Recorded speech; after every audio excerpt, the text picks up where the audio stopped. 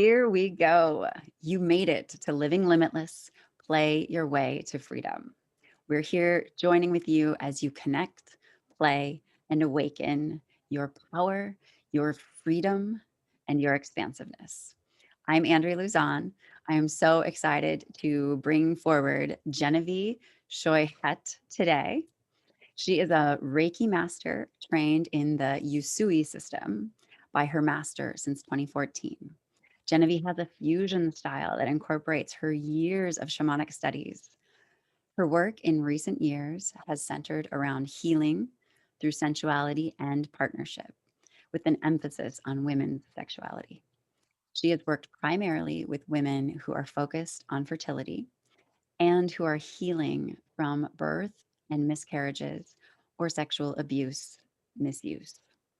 Genevieve brings over 20 years of experience to release your soul from the chains of your past, mind, body, and spirit, so that you may be freed up to effectively live moving forward. So Genevieve, thank you so much for being here. I would love to hear in your own words a bit more about your work and what truly inspires you to stay in this work that you do. Genevieve. Oh, well, what inspires me to stay in this work? I feel like I have no choice at this point. I've tried a lot of other things. Um, one of the things that I've been thinking about is what got me onto this path. And I really feel like I came into this world knowing that this is what um, my soul's purpose was here for on this time around. And I forgot, as most of us do. And then in my early 20s, I was going to college, and I took a course with a man named Hank Wesselman. He's an anthropologist, and now he does a bunch of work as a shamanic practitioner. Um, and there was a traumatic event that occurred in my life while I was on spring break, and I was enrolled in his class. And before we went on break, he talked about soul retrieval, and his wife, Jill Kirkendall, does soul retrieval. Mhm. And after this happened in my life, I knew I was in psychotherapy, but I knew that psychotherapy wasn't quite enough. Um, and so I wanted to try out this healing modality of soul retrieval. And it was so incredibly powerful. It really changed my life and altered the course of my life. And so I decided that that summer I was going to go to Esalen. I didn't know how I was going to pay for it, but I signed my name on that line, and Spirit provided. And ever since then, I've been on this path. So for about 20 years, I was a chef. I was a line cook and worked in the restaurant business. And that had its benefits. I had been feeling like this stuff was so left of center that I couldn't possibly make a living doing this. And so I struggled to make a living as a line cook for all those years. And finally, my body said no more. And I had almost total adrenal failure. So ultimately, that's what led me to this path, because I just couldn't go back. My body won't allow it. So I took stock of the things in my life that I did no matter what. You know, I could be, so when one's adrenal glands fail, you need to sleep a lot. So I slept for about 18 hours a day for a whole year. And thankfully my husband was on board with that. And during that time, I noticed that what drove me to wake up and be productive is my interest in alternative spirituality, alternative spirituality and astrology, and the discoveries of the esoteric. And so that was a real clue that, okay, this is something I need to keep pursuing. And in the wake of my father's passing at the end of 2013, this all happened really around the same time. So my father passed away, my adrenal glands kind of pooped out, and then I had this awakening, a real awakening. Mhm. A friend of mine, my Reiki master who lives in Arizona, Nicole Duran of Raise the Vibration Studios, she came up and she gave me my mastery attunement and started training me more fully. I started my path of Reiki in 2008 as I was doing, supporting sun dancers and whatnot in Lakota ceremony. But I really took it on as a career path in the wake of all of that. Yeah, so that's what got me here. Wow, that is an evolution. Oh, I man. wonder what would any of us do? That just sounds like a total awakening. So adrenal failure followed by a year of needing more sleep than most humans. Yeah, that would really Yeah. send you in a different direction. And so So that it sounds like that was brought on by stress and maybe not having the tools to listen internally is what that's what I'm hearing. And that's leading me towards seeking your guidance in regards to triggers. So I just find the concept of, how some of us have a long fuse and we can stay calm when we're faced with adversity, and then others have a very short fuse and they go straight into the fight, flight, or freeze. And so it sounds like you have lived and you have studied. And so I would love to know from your perspective, what is a trigger? And how do you move through a trigger and stay in tune with your authenticity and your values? And you also recommend that other people do something similar to what you do. oh my gosh, this is such a big question. Um, where do I begin? Well, I'm on a tantric path. So what tantra tells us is that triggers are our ultimate blessing. So a trigger for me is any outside circumstance that evokes painful emotions. So whether it evokes a sense of sadness or anger or betrayal, Mm. um, oftentimes the trigger is not the actual source of pain. So if we can take a step back, take a deep breath, um, usually we're engaged with somebody else when we're triggered. And if we can have the presence of mind to say, hey, can you just give me a second here? I need to just take a break from this. We can do a process of going inside and going, okay, well, what does this remind me of? Um, or what is this trying to tell me? I'm married, and my husband often doesn't do things the way that I would do them. This is a great example. Yeah. And that can be very triggering. So maybe he just leaves his dishes in the sink. And what I feel like is, that makes me very angry. And what I feel like is that he doesn't respect me and he expects me to clean up after him. And he wants a mother or something like that. And so, I need to take a step back and go, well, is this true? No, he does love me. He does respect me. I have a good enough relationship to be able to talk with him about these things and know that that is true. Okay, so where does this come from? Oh, well, maybe this was a point in my childhood where, I don't know. Maybe it's pre-verbal, and my mom needed to change my diaper, but I didn't want it at that time, but she did it anyway, and there was a lack of respect, or something like that. it's different for all of us.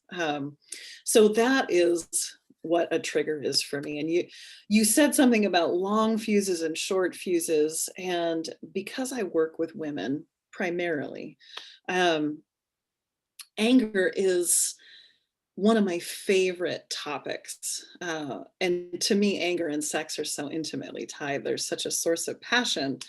Women, anger seems to be the one emotion that women aren't allowed, and so that can come out sideways.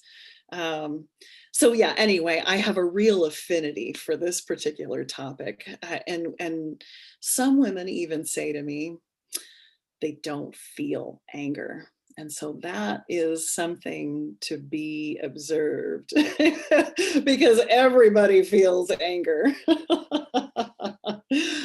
So anyway, what a wonderful question, because it really allows us some insight into our inner mechanism and what's really at play. Mhm. Yeah, I really felt guided as you were sharing that, and I'm gonna repeat it because it sounded like you it sounds like you shared 4 things, and I'd Okay. love to just if you heard it differently. So it sounds like you were saying to start out with breathing, and I can totally relate to what you, I will ask if something could be done, and I find that I explain myself. It's like, "Okay, make sure to throw in this, there's an outfit on the living room floor because it's the only outfit left after we did laundry. And we want to get these clothes back to the in-laws house." Okay, so there's the example. And then I can hear the laundry going, 20, 30 minutes later. And then I walk in the living room and the outfit is like right there in the middle of the living room. And yeah, I go into all the story. I go into all the story instead of, I mean, sometimes I do exactly what you said. So breathe. I hear you saying breathe. And what is this situation reminding me of? That's a great step. And then how am I interpreting this? Yeah. And is my interpretation true? And Yeah. to go through those 4 steps before action. And I love that so much because I think that I get into the dialogue of, "You're not valuing me." Yeah. Because I have a story that I told myself when my parents were super busy and not always showing up for my stuff and not always showing up for me. And so I find that when, I don't know why it makes it worse when it's just like you had to step over the outfit like 3 times. Like it was like in the middle of the house to get to the laundry room. You had to step over that. So it just exacerbates it in my mind. But I love the steps that you shared. Thank you. I find You're a lot welcome. of value so much value. And since you are so vulnerably sharing and being so real with us, is there anything that you would like to demonstrate for our guests today? Well, this past year has been very painful on so many levels for, Mhm. I would say, all of us. I don't think that there is one human on this planet who has been left untouched by what has happened. Mhm. So this can be very painful. And speaking of triggers, I mean, that's pain. So a really wonderful tool that I learned in the past couple of years has been the heart meditation. And this is a Buddhist teaching, and I learned this also from Swami Rahasya, who is my tantric teacher. And the heart meditation is very simple. Once again, it goes back to breathing. And so we can sit or stand, or you can do this wherever. I like to close my eyes and put my hands on my body, even. And as we take a deep breath, we try to cultivate as much pain as we possibly can muster. An interesting point to note here is that humans, when we experience pain, our impulse is to push it away. But for this, we want to do the opposite. We want to pull all of that pain that we can generate. And with the in breath, we breathe it into our heart center. And on the out breath, we can feel that energy move from our heart space down into our second and first chakras, and down into the earth and ground it. So in the tantric teaching, we transmutate the pain from our hearts into physical pleasure down into our second and first chakras. And this takes practice. But with each in breath, you can feel a little bit more ease. And if tears come, welcome those tears. The water element helps to draw away heat, draw away pain. It helps us to flow. And that's it. It's just that simple. I can definitely see that needing practice Yeah. because we are taught from a young age in a lot of societies. It seems that we're taught to, shove the pain in a box and ignore it and pretend it's not there. Emotional pain, yeah, yeah. I mean, the Irish have a funny saying that whenever you feel the emotional pain, just shove it down, lock it away, and then die.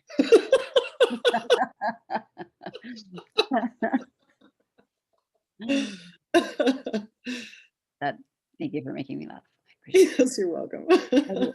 And since we are laughing together, I would love to know what, or let's see, how do you implement play in your life to enhance your personal freedom, power, and expansiveness?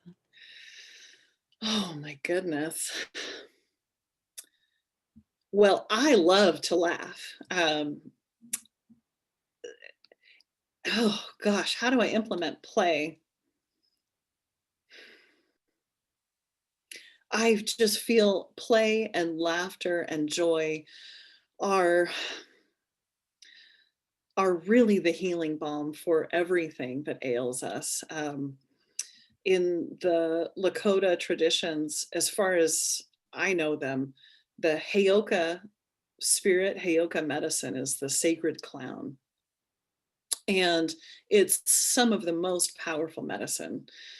Um, so for me, I was blessed with a very dark sense of humor, I guess. I guess I just don't know any other way. There have been so many unfortunate circumstances that have presented themselves in life, and I feel like if we can't find the humor in them, then we will buckle under the pressure Mhm. of that pain and that the yuck. Um, how do I bring joy and play? I'm not quite sure about the specifics.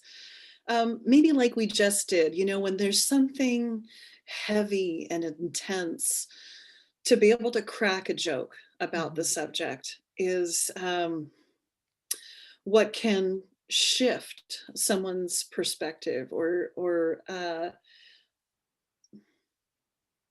just lighten the mood. Mhm. So, in my personal practice, people come in with a lot of well, I mean, life is challenging. So anything that one can think of, I have seen present on the table.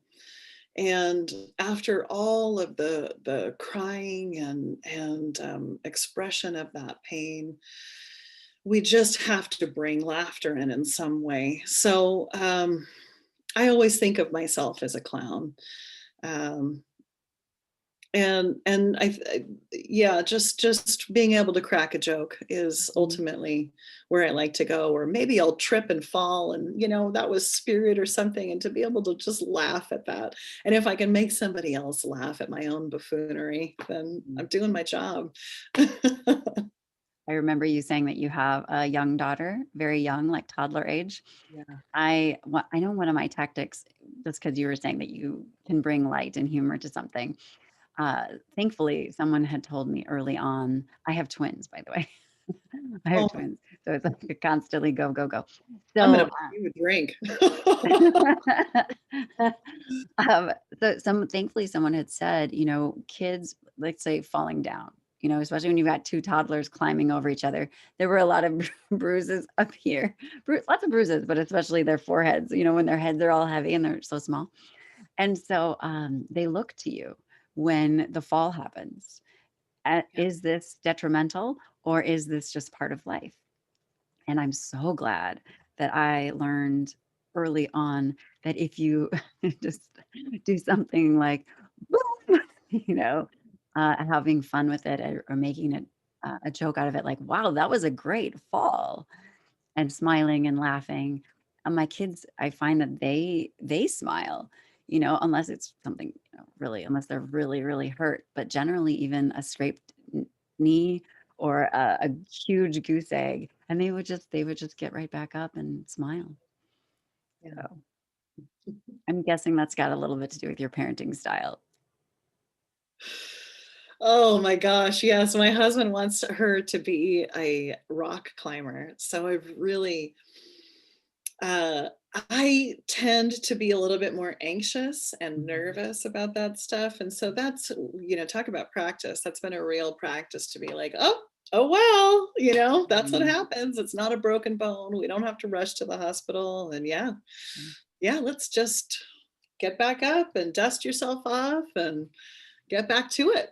Wow. Well, after this, you'll have to send me a video of the experience of her maybe rappelling or something, her first wall climbing experience. I would love to experience that. Okay, so we talked a little bit about play. I love this question. The series title is Living Limitless. So I would love to hear a bit more about how do you interpret living limitless? How do you bring that concept to your clients? Oh my gosh, this is the biggest question that has stuck in my head since you reached out to me. And it feels so,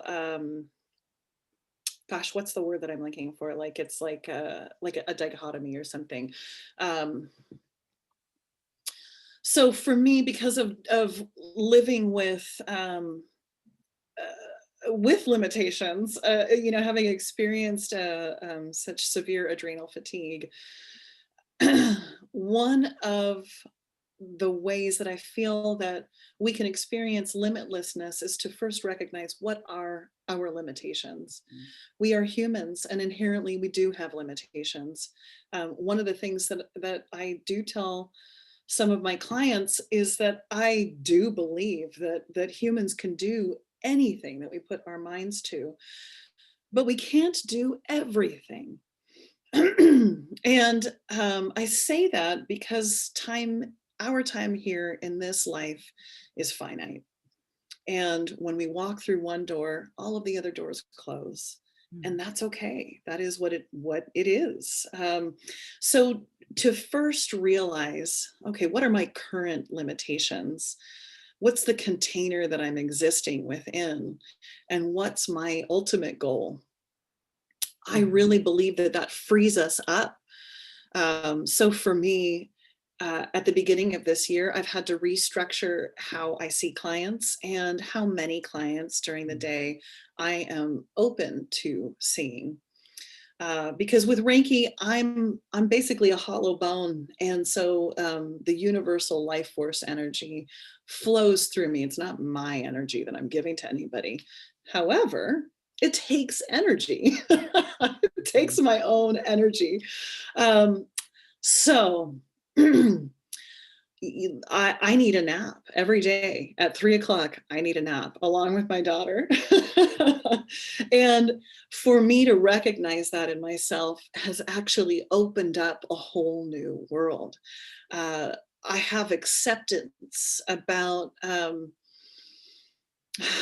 yeah, about how I need to structure my life. And from there, now I can do all of these other projects. So, yes, I might not be able to see as many one on one clients as I did in recent years. But now I am free to have a broader expression, say in my creativity or in writing or in doing series like this. Yes. Wow. The awareness and, um, yeah, so awareness of the limitations and then prioritizing what is our ultimate goal. And I love how you have packed together your nap and your daughter's nap. That's brilliant. That's very And she's good. almost 4, so I know that those days are numbered, but they're a reality for right now. You know, when I was younger, when I was little, kindergartners still took naps. So it seems that that's, I don't know, maybe it's just my offspring. It didn't quite work out, but I do remember getting out mats, like little tumbling mats when I was in kindergarten, and that you were instructed to stay there for, I think it was at least 30 minutes or an hour. But imagine if we took that through our entire life, how powerful would we be? So kudos to you for prioritizing that. Well, this year in particular has been, I love listening to people like, I think her name is Rachel Cargill and Sonia Renee Taylor, and they've both been real advocates of rest and prioritizing rest for all of us. Mm, The USA is kind of founded on this Protestant work ethic, and there is, of course, value in a mhm. strong work ethic. Excuse me. Um, and there's also value in rest. Yes, I totally hear that. I get to do a better job of that. Okay. I get like a second wind around 10 p.m. and then it's like, I can go until midnight. I can go until, what are you doing? Go to bed. Yeah, and your children don't care what time you go to bed. They wake up at the crack of dawn. Mhm. Yeah. Yeah.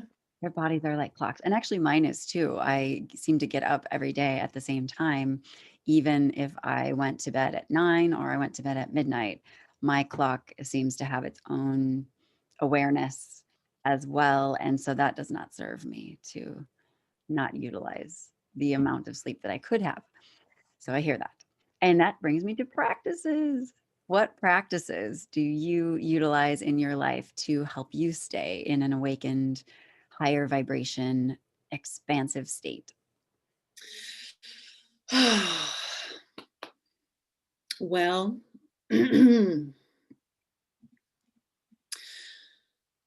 at the end of 2020, just a few days ago, December, I feel like I woke up to what my purpose was.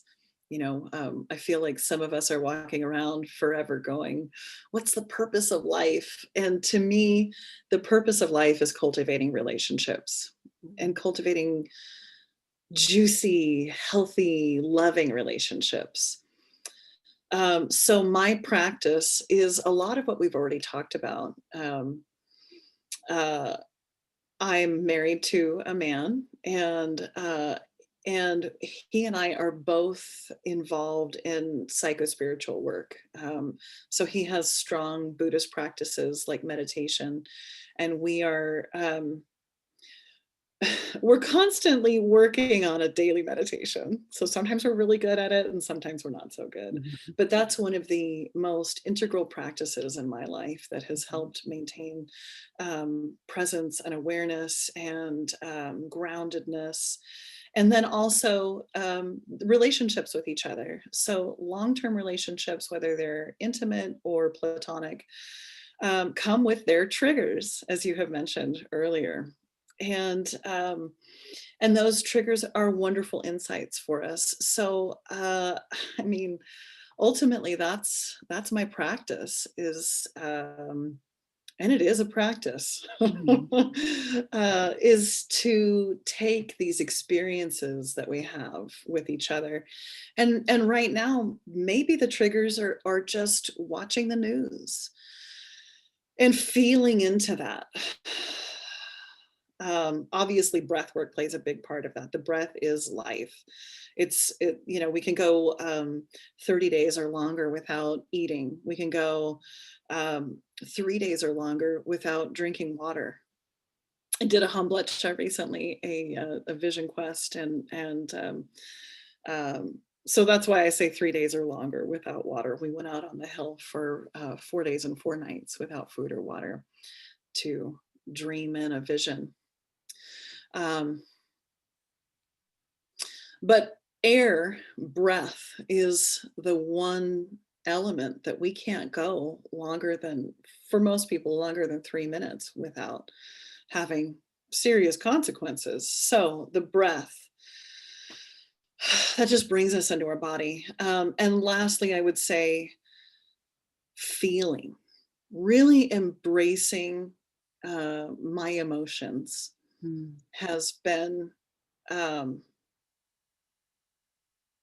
just really the key to a deeper dive into spiritual work, into work with my clients, into an awakened state of being as a human. We have emotions for a reason. I spent a lot of my life detached from my body, and now just welcoming that in that aspect of life has been a big gem. Yeah. Yeah, I'd love to hear a bit more about so meditation, relationship practices, breath work. When you say relationship practices, especially, it's interesting. I wasn't so great at keeping in touch with people pre global pandemic.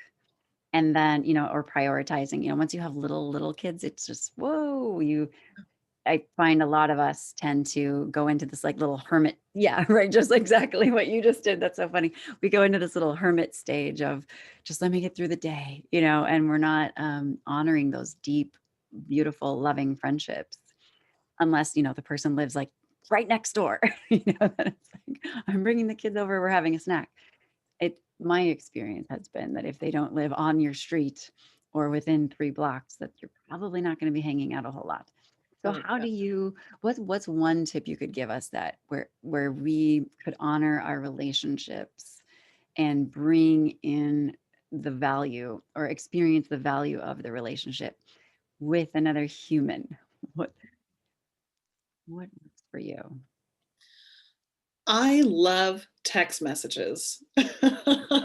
So, Mhm, firstly, if anyone ever wants to get in touch with me, that mhm, is the best, mhm. fastest, most effective way to contact me is with a text message. Yes. And so when I feel somebody come into my space, Yes. um, I that can look like, "Oh, I'm thinking about Susan."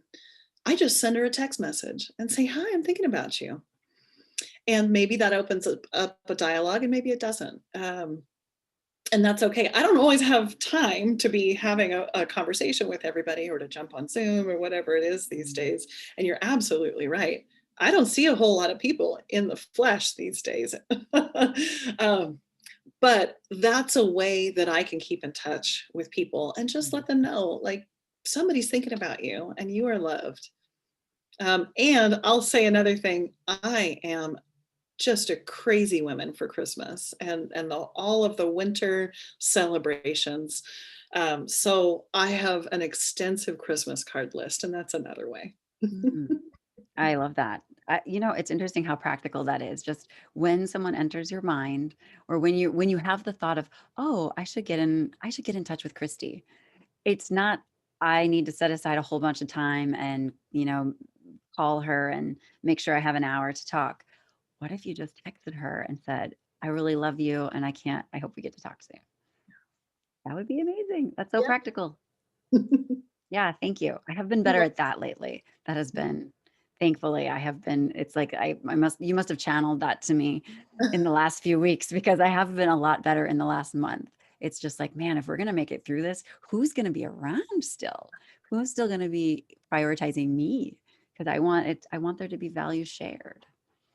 So oh, go ahead. One of the things when we get to the end of our life, what really matters? People have done a lot of studies on this, and the thing that ultimately matters for most humans on their deathbed is those relationships that we cultivated. It's Mhm. not how much money we made or the car we drove or the school we went to or whatever. Mhm. So don't wait. Who knows what's going to happen? Yes, thank you. And since you are just this eternal, this, well, since you are just this fountain of wisdom and experience, and I really am getting this strong sense of you holding the torch and holding open the door and wanting to guide as many humans through, as many women through as well. I would love for more and more people to get the chance to experience your work, work with you more deeply. So, what is the perk that you would love to share with our audience members today, and how can they get it? Oh, I am so excited to share what I call a dust off. So if you go to my website, you can hit the button that says book a session. And this isn't an official session that I'm offering to just anybody. um, this is a 30-minute session where we can jump on the phone with each other and have a conversation and really engage in a deep and vulnerable conversation with each other and get to know each other. I will connect us through distance Reiki. And while we're having a conversation, that allows me to feel into your field and where there might be hot spots or blockages, or maybe there's a sluggish chakra that needs to be spun. And while we're having that conversation, I can do that in a distance setting. And we can also pull a divination card or two. And for those who are unfamiliar with divination cards, that's something like the tarot or the angel cards, or there's a wonderful animal deck. And that can be a little treat to see what essence wants to show up for you in service to you and your needs. Outstanding. That is an amazing gift to share. I'm going to plunk that one in. Might as Thank well find the link. And the link should be below that you'll be able to go straight to Genevieve's website and book that dust off session. And so, Genevieve, there is someone watching right now who is loving the way that they're experiencing you, and their life is going to transform in amazing ways through working with you. What would you like to say to that person? you. Buckle up, baby. Oh, you and I off camera spoke a little bit about the medicine wheel. And the West is represented by Black. And Black is not only the space of nothingness, it's not only the void, but it's the womb of all possibility. It's where manifestation starts and gestates. And so going through this process, you are in the womb. You know, this is transformation. This is a rebirthing. We have no idea where that's going to lead. When a baby is born, we have no idea what life will hold for them. And I would say the same in this transformational process. The more that we can just relax into the unknowing and allow it to unfold, the more magic is alive in our life. Yeah, buckle up. I love that response. And that's, I feel like sometimes that's a lot of times, if you're ready for it, that should be the sensation of let's do this, let's get there. I know that for me, I was moving through my 30s and noticing that I was feeling sluggish, that I was feeling inauthentic, that I was just noticing that I wasn't as present as I wanted to be. I wasn't standing for my values in the way that I wanted to be. And so I was really ready. So the last few years of my life have been, I wouldn't say roller coaster, but when you say buckle up and get ready for the transformation you've been waiting for, and all, yeah, and also hiding from still. So yeah, I really feel that the person who's ready and wants to move at a faster pace, that sentiment is so beautiful. Buckle up. I love that. I am such a control freak. I'm a Virgo sun sign, and because of the trauma that has occurred in my life, I have learned how to cope with trauma through OCD tendencies. And Mm. so it can be that unknowing can be really scary. And I say it as much to somebody else as I say it to myself, just to remember, Mm. okay, this is a time where I'm not in the driver's seat. And it's just time for me to trust that the universe is holding me and has my best intentions at heart. Yeah. Yeah, yeah, that's amazing. And Genevieve, I'm so grateful that you spent part of your day with us, that you donated your time, that you were so generous with what you have in your toolbox, what you share with your clients, your life story, your being real and vulnerable. I just really want to say thank you for being with us today. Thank you so much, and you're very welcome. Thank you for reaching out. I'm so great. Ooh, so grateful. And I do want to thank our guests and say that you have made it again to Living Limitless, Play Your Way to Freedom. This has been Andrea Luzon. I've been so grateful for your presence, for you giving time to yourself to explore something new, something different, something that maybe opened you up just a little bit more. This has been Andrea Luzon. Can't wait for next time. Yay. And where's the stop button?